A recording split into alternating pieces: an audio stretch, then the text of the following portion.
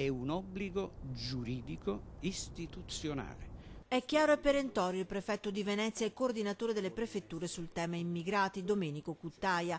I profughi vanno accolti e sistemati, è un obbligo di legge. Gli ultimi casi che hanno visto l'insorgere di amministratori e cittadini, quali gli immigrati ospitati alla colonia Morosini del Lido o quelli lasciati in corriere per tutta la notte a Treviso, il prefetto Cuttaia lancia un chiaro monito agli amministratori. Sappiano gli amministratori che questo obbligo non può essere contrastato con comportamenti fattuali che possono creare anche problemi di ordine e sicurezza pubblica. Lì entriamo nel campo sanzionatorio. Non ci sta la presidente dell'Anci Veneto Maria Rosa Pavanello, non è una questione di volontà o meno all'accoglienza, spiega, ma pratica. Non ci sono le strutture agibili di proprietà pubblica, non ci sono da parte dei comuni, non ci sono strutture agibili. Questo è il messaggio che io debbo riportare.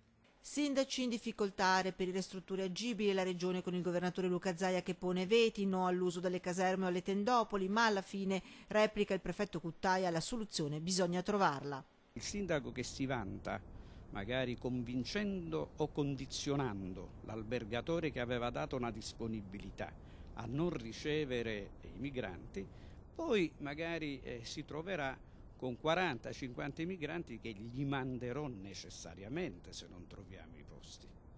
In queste ore la prefettura sta interessando i sindaci fino ad oggi non coinvolti, circa 36, per individuare strutture alberghiere o quant'altro possano ospitare dai 6 ai 10 profughi. L'Anci dal canto suo ricorda che il tempo di permanenza degli immigrati nelle strutture doveva essere breve, ma non è stato così. Ci sono delle commissioni che dovevano esaminare le pratiche, c'è un ritardo di 8 mesi.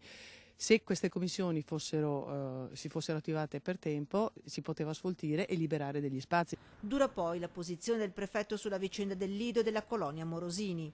Offendere gratuitamente queste persone è un atto prima di tutto vile. Libertà di protesta sì, ma non di contrastare l'operatività, continua il prefetto. Quanto è successo al Lido, dice, non deve più capitare.